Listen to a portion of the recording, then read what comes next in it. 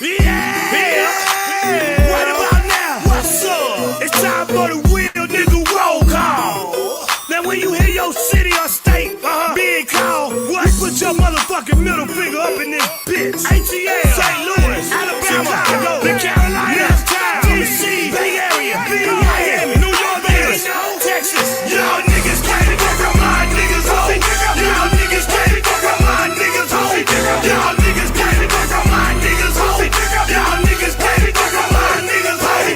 Motherfuck that nigga, motherfuck that bitch. Motherfuck that nigga, motherfuck that bitch. Motherfuck that nigga, motherfuck that bitch. Motherfuck that nigga, motherfuck that bitch. Y'all niggas the most flexing ass, flaunting ass. Yeah, no, man. You already know exactly what time it is. We're back here to search some more game on the ground from Hunger Hounds. So just got the pound and are ready for the next round. So with that being said, man, you guys can see the title of this episode. What we are doing today, we are going to be looking at part 2 of Charleston White on Hollywood. So with that being said, man, make sure y'all grab your snacks, y'all drinks, whatever your weed, whatever the fuck the case may be. He said Eminem new single dropped. Boy, we're gonna be checking out a lot of fucking shit on TikTok. He dissed Meg. No way, bro. No way.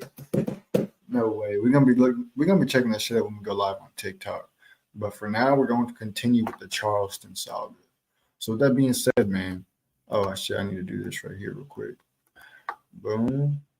Bada bang and bada bang and bada boom. Come on, bro. Bam, just like that. Alrighty, so with that being said, I got my snacks, got my fucking drinks. You already know what it is. Let's get into it.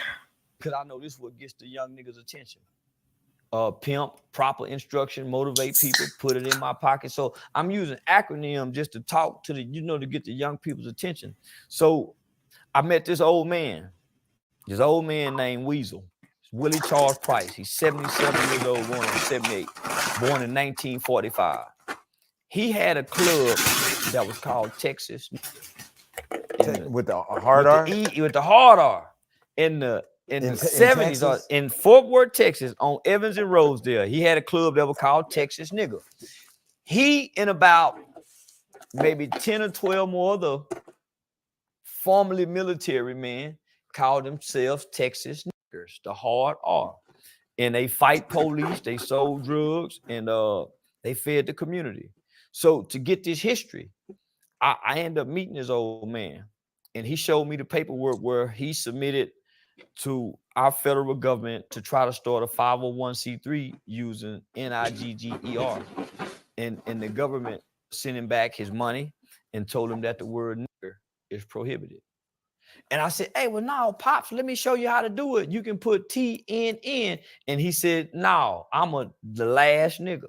So he identified himself as a nigga. And so he broke that word down to me. He said, the nigga is not African. Because there was a time when America said, the world said, we're not going to import and export no more slaves throughout these countries and lands or through these seas. Mm-hmm. America said, F y'all, we're going to continue, because they were becoming a superpower.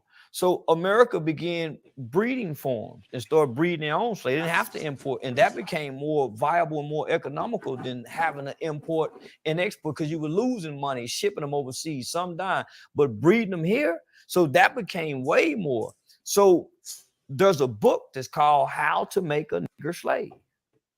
So that's a book right now. You can look it up. So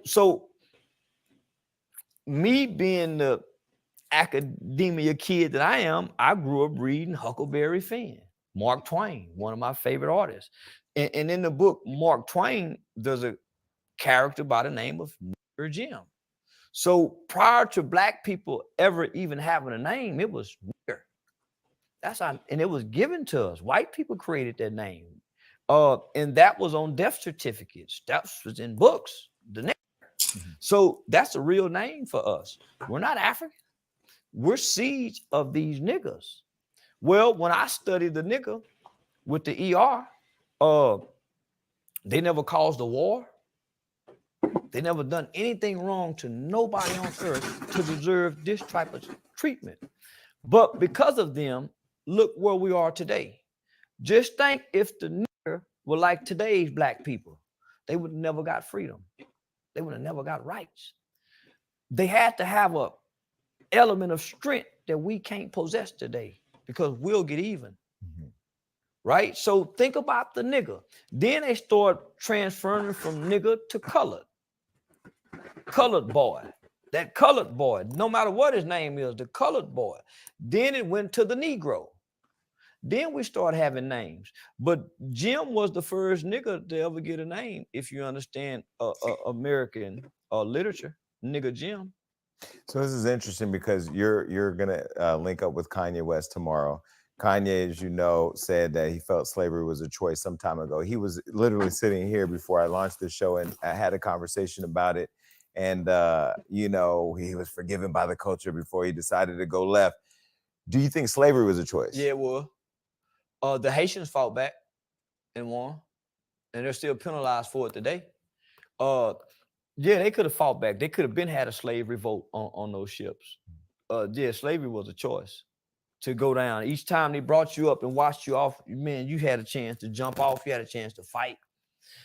What do you say to the people that were critical of Kanye and they're going to yell at the TV right now saying that it wasn't a choice? They didn't have weapons. They didn't have the tools to get free. And that, I mean, we know that slaves did die. Not all of them. Not all of them. But even still, right? When you get here off the ships and they start dispersing you elsewhere, it's only master, his wife, his children, and the overseer who live somewhere. But it's 50 of y'all here. It's a choice. But does the nigga believe it's a choice, or do black people believe it was not a choice? Black people. Because ain't nobody been talking to the niggas. Because if we really been talking to the niggas, there's no way we would do one another the way we do one another. Damn. There's not many niggas left who really know that word. Mm-hmm. Who really know that word is so powerful. White people want it to cease and desist because it's a hell of a reminder. So in trademarking the word nigga. So I trademarked the word nigga because I can never be a nigger. Right. And that word is prohibited. But is it American. nigga like the way it's spelled on your N-I-G-G-A, but it's an acronym. Wait, but you own the trademark. Yeah. Out of everybody in the world that uses the word. Yeah, I submitted the paperwork to the government. They approved it and all that. So you can actually tell people, don't say nigga. I don't want why. That word should be on in bright lights. Where? Like how that Hollywood sign is. It should be nigga up, N-I-G-G-E-R, up under Hollywood. Because these were great people. And that word should be admired. But when we say slavery is a choice, does that embolden white supremacy and white people thinking that, see, he even said it was a choice. Because being here is a choice. You didn't have to come here, but we didn't have to get on the boat, is what you're saying. We could have died. Well, we had a choice to fight too, though. We had a choice to fight too. In the movie Roots, they show us one episode, right? Where they all went up, get ready to take a bath, and they decided to fight back, got a hold. We could have done that every day. They showed us the movie The Birth of a New Nation with Nat Turner. But most people don't know there was a lot of revolts other than what they just tell us about Nat Turner. Rosewood, Slocum, Texas. Black Wall Street was even rebuilt. They don't even tell Black Wall Street was rebuilt. Not to the capacity of what it was, but it was rebuilt. Will Smith's Emancipation. Come on. Did you watch that? I hadn't seen it, but I'm familiar. Yeah. So I'm saying we could have, but I can't say the fruits of white America's labor, but the fruits that come with being submissive, following the rules, it seems to be much greater than having our ultimate freedom. Because now, in my mind, you can't make me believe that this group of niggas won't be digital slaves. Mm-hmm. So do you think the people who have a problem with people who say slavery is a choice is because they've been conditioned to believe that being submissive during that time, is what you're calling it, was the only way to survive? Yeah. Well, the word nigger, N-I-G-G-E-R, wasn't every black person wasn't called nigga. Mhm. You was a boy, gal. You wasn't a nigga until you disobeyed. Mhm. So why wouldn't you want to be a nigga? Mhm. You wasn't a nigga until they got mad. Come here, nigga. What you doing over here? Other than that, you was boy. What you looking at, boy? So there was different classes and different statuses. So in my mind, the nigga supersede everybody. The nigga got whipped. The boy didn't. Mhm. The nigga got sold. The boy didn't. So for those that says, well, slavery wasn't a choice. Well, it's people looking at the glass half empty or half full. Yeah, I mean, I'll say, you know, I don't get into the whether it was a choice or not because I wasn't there. I mean, I look at slavery and I've read the history books. We didn't write the history books. That's a whole other conversation we can go on. I get it, right? You know, I think that people's digestion of the sentiment that slavery is not a choice is to somewhat side with the fact that we've welcomed or participated in oppression. That's even, you can even break that down and say we did. We did. Well, let me just say this. Harriet Tubman says it, that she could have saved a whole lot more. Only if. That statement right there alone said that if we had a choice. And is she Harriet Tubman, is she heralded a hero because she took the courage to not remain a slave? Not just that. She went back. She kept going back when she didn't have to. How many of us would get free and go back? Well, we're free now. We don't go back. That's what I'm saying. How many of us will break out to go break back in to keep breaking out, man? So she kept doing it. That's what make her who she is. So you owning the word nigga and now nigga nation is on your chain. Yeah, never What is ignorant nigga getting goals. nation? Never ignorant getting goals accomplished. All the po niggas that everybody does. The po nigga, the nigga to me is like the dog that won't nobody pet. And the dog don't want to be pet because it ain't never been petted before. Everybody been kicking this dog and that. Get away from her. Get throwing rocks. That's the nigga. That's the nigga. Don't nobody take that dog. Oh, he got ticks and that's the nigga. And that's our babies. If he ain't cleaned up, so even though we don't like the word nigga, what's more prolific in our culture, in our community than a real nigga? Well, who doesn't like the word nigga besides Oprah? Our mama's name, our grandmother's name, the well-educated blacks who go to college and speak with good vernacular and the perfect articulation. So it's an offensive word. It seems to be a dumb person's word. But I see it as a group of people who don't have an identity, not as a race of people, but as a nation of people who were born in a country with limited rights and don't have the equal laws and protection under our constitutional law. And I understand that in the beginning, that's what the civil rights movement was initially about. Equal rights and equal protection under the law, not more so segregation and integration. So yeah, we've been integrated, but we still don't have equal rights and equal protections under the law. So I embrace the word nigga because I don't believe blacks will ever get rights. I think blacks are comfortable with the rights that they have established in America at this point. And I think that the niggas can re-identify themselves and get to the United Nations and get human rights as a nation. What do you think about Oprah Winfrey, who believes black people shouldn't use the word nigga because it's the last thing a slave heard? Well, it's a name that was given. It's a name that we answer to. I don't think Oprah really can have a voice when she's went to Africa to build schools. When our young black girls need schools over here, etiquette schools. Damn. When you look at our culture, we can use a few schools over here, Oprah, like you built over there for those young ladies in Africa. So I don't think she have much to say to us, not to the niggas. She can talk to black people because black people watched her. But the niggas don't pay Oprah no mind. They love Sexy Red. Why do you think Oprah doesn't get the need to talk to niggas?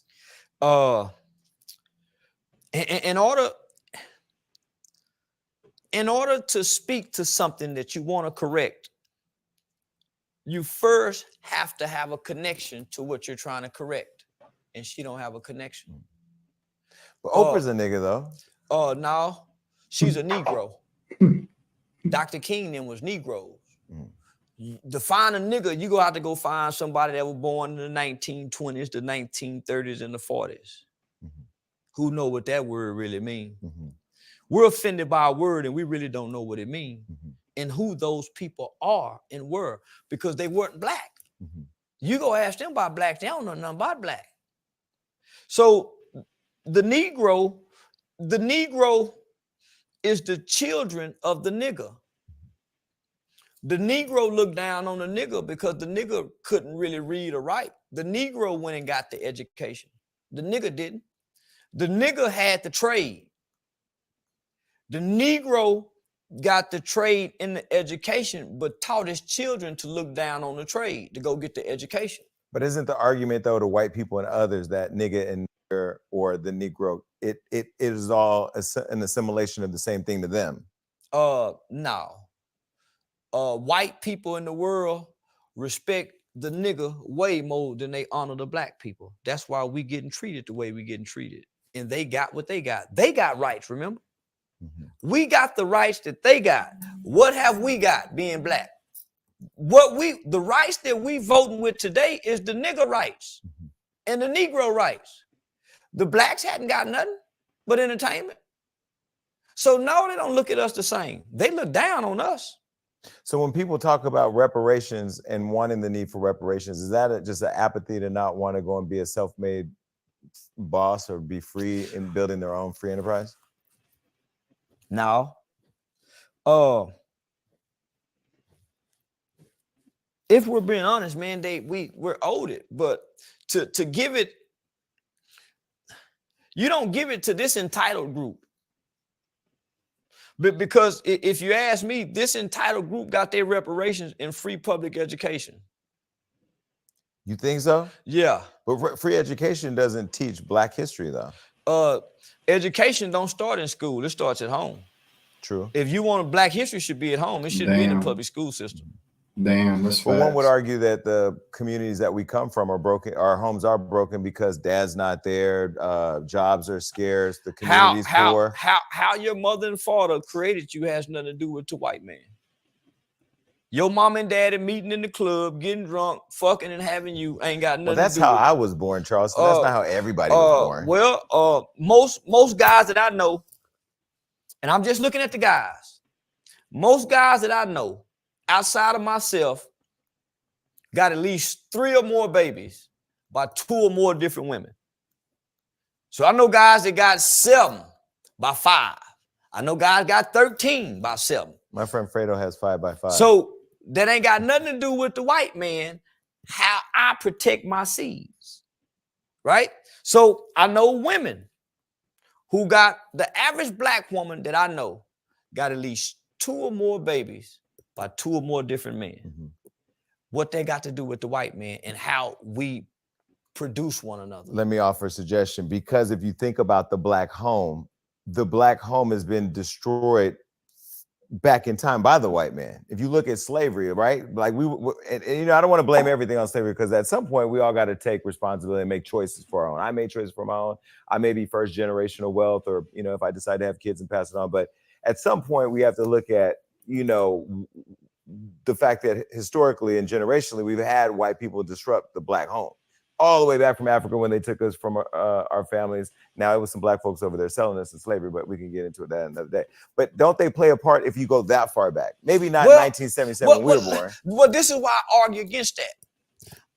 Because most of us haven't talked to our grandmothers, our grandfathers, to really know how they treated us, right? Because contrary to popular belief, and rest in peace, Dick Gregory. Man, Dick Gregory tried to tell us that we be wrong we mad at the wrong white people because all white people didn't own slaves. Most white people didn't have a clue about the horrificness of slavery until people like Mark Twain and authors start writing about it in pop culture, right? So most white people couldn't even afford to own a slave. It was expensive to own a slave. Later yet, to kill one every time you got mad at him, to beat him where he couldn't work no more, right? So I argue against that because we're not talking to our elders to really get the true history of what really went on. We're getting out these books on television and movies. So I'm saying, okay, what happens when I meet a girl, she get pregnant, and she catch me sleeping with her friend? She take me back in, she catch me sleeping with another woman. She had a baby, me and her break up, she go off to get a good job, I play hustler, and we never can get back. What white man plays a part in that? Mm-hmm. What about the guy who keep beating up the girl and she got to leave him with the kid? What white man is playing a part in that? Mm-hmm. So when it's time to enroll the kid in the school, and the daddy knows this is the first day of school, and they showing up to enroll, who's playing a part in daddy not being the kind of man he needs to be accountability wise? Right. We can't blame that on I think slavery. it's hard to paint our culture, you can't really paint it with a broad brush because a lot of daddies not showing up. Those that are in prison, we know, we just talked about earlier, end up in situations. Well, this is what control. I'm speaking from. I'm speaking from a guy who got a bunch of guys who got a bunch of babies. Right. Now, because they had them so early, they was irresponsible dads with these 2, 3, or 4. But these last 3, they great dads for. So when I go to the prison visitation room and I see who's visiting all the killers and the gangsters in prison, it's their mothers. Mm-hmm. It's not the fathers. Every now and then you see father and mother, or granddad and grandmama, but it's the mothers. It's not the uncles. It's not the brothers. It's not the homeboy. So I'm saying, how can we blame all of this on white people? Mm-hmm. Maybe. Let me be very clear. I know you don't. Yeah. I know you don't. So I'm saying, but there's an element of our culture that does. I agree. How can we blame this on slavery when? Or waiting for Jesus to come and fix it all. And then we have to forget, man, there was a time when being a gangster was like being a preacher. Being a gangster was like being Obama. Come on now. Where I grew up. Come on. So not just where it spread throughout America. Yeah. So we're just now trying to undo that. Well, I also think like today's Negro, nigga, is black male, African American, whatever. Because we don't evolve through a whole bunch of things. I think today's social media black person is trying to rationalize a world we live in today that we've always lived in. So like now when you see a lot of cancel culture stuff happening for different things, which we'll get into, I know you want to know your opinion things. This is what I'm seeing with today's black people. Hood. This is what I'm seeing with today's black people.